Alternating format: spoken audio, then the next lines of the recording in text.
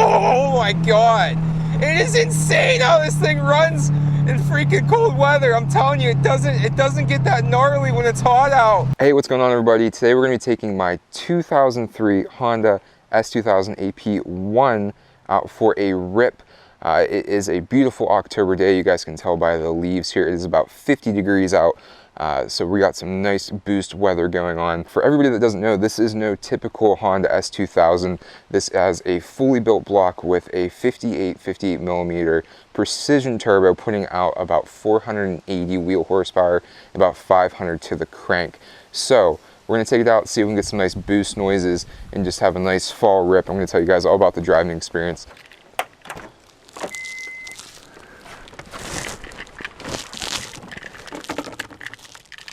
So with the S2000, it's the key in, turn, let our fuel pump engage, let this heat up for us, and then we are going to go ahead and click the start button on the side. The windows down. I'm not going to put the top down, it's pretty cold out today, but I'm gonna put my phone up here so I can see what I'm looking at. I'm gonna let this warm up for a little bit. I'm gonna pop the hood and let you guys see exactly what we are working with. Hood latch down here to the left, pop that open. So like I said, guys, 58 millimeter on the front, 58 millimeter on the back, precision turbo, Brian Crowder fully built block. Completely rebuilt after the initial explosion, detonation, whatever you want to call it, of pistons 1, 2, 3, and 4 pretty much. The kit's been on for about 2 years now, been running strong ever since the rebuild, no issues at all. Just checked the oil earlier, oil levels are good. We have some leaves on the car that I actually need to take care of. So guys, just a little bit of an overview interior-wise in the car. If you've never been in the Honda S2000, everything is driver focused. Everything is pointed at you. We have our radio controls over here to the left, our HVAC controls right here to the right. Even the radio, they took the time to make the radio hidden. You hit that, shows your radio, comes back down, push that back up. We have the tan interior here with the black. This car has absolutely ruined my idea of anything that is acceptable other than this color combination. If I spec out a brand new car, or if I look to get a new car, it's going to be a two-tone tan with the black. I think it just looks so good. So let's take off, start heading down the road, and we are going to go do some twisties and head to the gas station real quick, I guess. Alright, let's go this way. Now they did just freaking tar and chip this road, so of course it's all nasty. Alright, so we are up to 3 bars right now, so we can get on a little bit.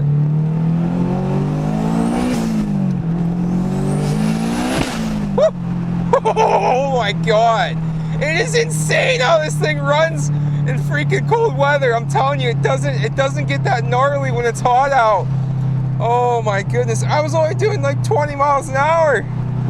It doesn't help with these tires. They just light up so quickly because it's cold out. I mean, if you understand anything about tires, I really hope you guys can hear me over this.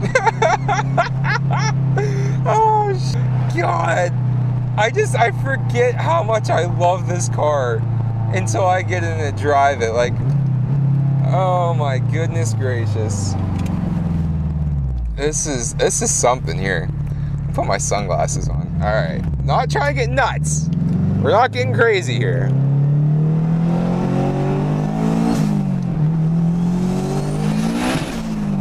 Just instantly lights the tires up. Oh man, it revs so much faster when it's cold out like this. It's crazy. I'm telling you guys, these things are fun stock, but geez, oh man, you boost it. This is only, like I said, 480 wheel horsepower, but in this tiny of a little car.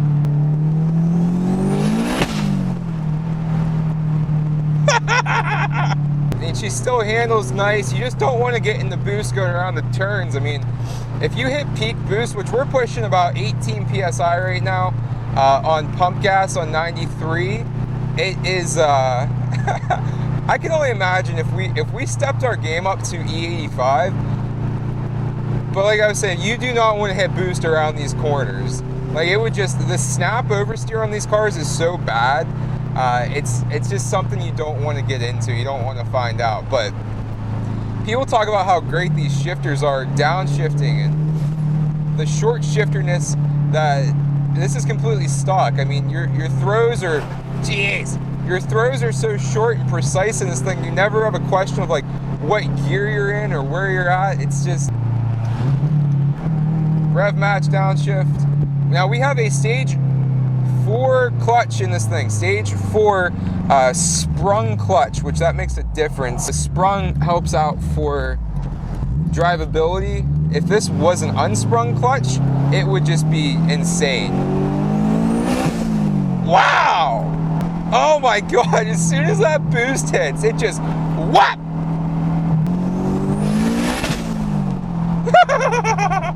I hope you guys can hear that. Like, it is just so violent. Oh man, here we go up to a tunnel. Let's see if we can get a little noise under the tunnel. We'll just roll into it nice and easy. Oh, she broke him loose. Oh my god. I mean, we really need to look into doing like the water meth injection, which basically cools your intake temps. So you get this kind of stuff, but with it being 50 degrees out, it revs so fast, it hits boost so fast, and with those tires being a little cold back there, it just freaking lights them up like nothing. I mean, these roads aren't the greatest, to say the least. I mean, they suck, but God. And it's fun because you can have so much fun with this thing without getting in trouble. Like, I don't have the urge to do 150, 200 miles an hour in this thing, which I would not doubt that this thing would do 180 without any issues.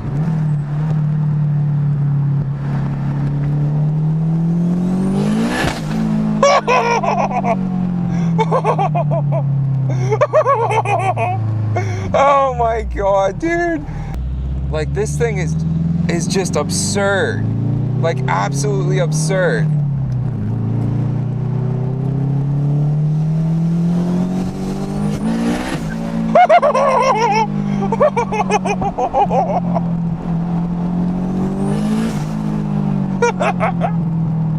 Oh shit. Oh man, let's go this way. No one's coming. Beautiful.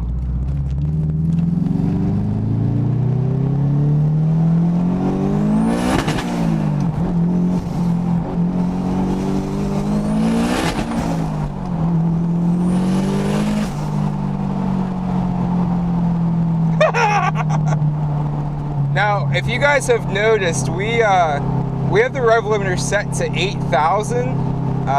We haven't retuned it since we were at the drift track, and we were having some issues with the valve train ticking. We had to do some readjustments, so we tuned it down to 8,000 RPM just to keep things safe. And haven't had the time, or whatever you want to call it, to turn it back up to 9,000. It's almost like, I don't know. I mean, this thing makes a ton of power in the higher RPM ranges.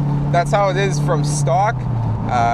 But it's just stupid. This is stupid. Oh, she hooked and booked that time.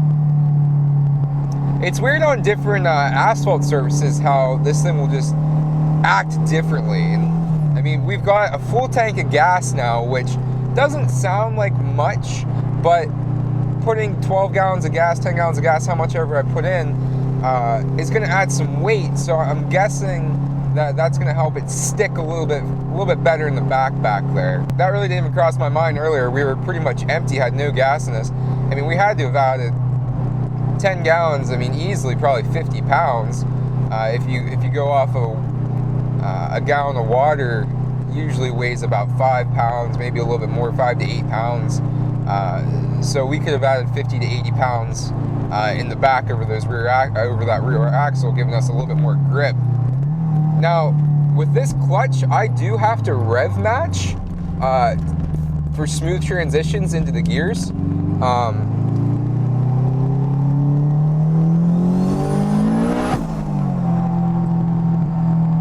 especially going down in the second. When I'm coming to a stop and going into first, rev matching is really important. Wow, there's some beautiful colors out here today, guys. No lines on these roads, which is awesome. But beautiful trees, beautiful colors. Oh, come on over to my lane, guy. I appreciate it.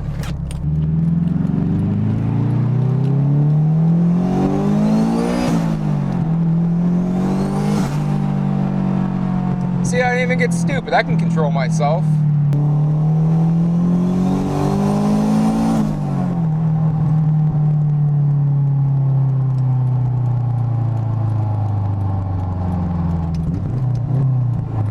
See, rev matching. For it to go into second, I really got to rev match it. Please don't pull out in front of me, old lady. Thank you.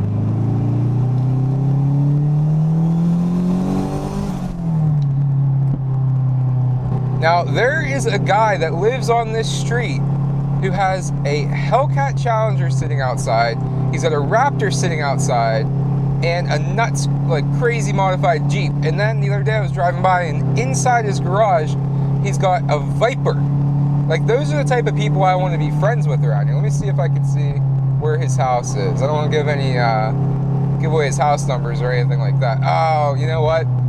I take that back. Our twisties before that. But if you're on here, if you're watching this somehow, I don't know why you would be. Let's be friends. Let's be friends. Let me drive your Viper. All right, this is my favorite road in town, guys. Just a nice little twisty. I almost wrecked my FRS on this road one time being stupid. I came around that turn, flicked the wheel, and hit the gas, and she just went sideways on me.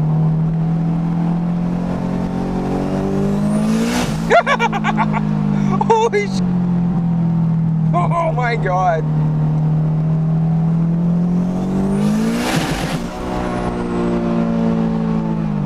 God. I don't know how second gear hasn't left the chat yet. I'm a pretty civilized driver. I like getting on a little bit here and there, but the way we blew our other transmission up was drifting it. And if you guys aren't familiar with drifting, which I'm sure a lot of you guys are, you enter a turn going 25, 30 miles an hour, and to initiate the drift in this thing, you do a clutch kick. So you're holding the gas down, you push the clutch in, and it skyrockets to about 9,000 RPM, and then you dump the clutch real fast to break the tires loose and initiate your skid. And second gear was not happy with us doing that all the time, especially with such a rev match, especially with such a grabby clutch, and a clutch that just, this thing's really just on or off, it seems like. And now, these guys used to have a sign that said, drive like your kids live here, and that's not what you want to tell me, because my kids are going to love turbos. Seems like it's always second gear that just gets the crap beat out of it. Even there, like, second gear is the most fun. First gear is too short to really get stupid in. Third gear, you're going so fast that you don't want to break the tires loose and have so much wheel speed. But yeah, man, this thing's just something. And honestly, it's like, even just cruising around town, this car is so much fun. You're so engaged. It's oh, let's bust this tower. It was still yellow.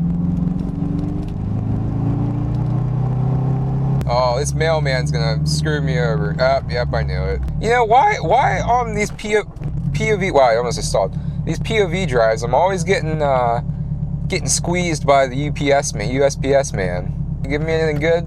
You bringing me bills? Better get out of here with that bill shit. And we are back home.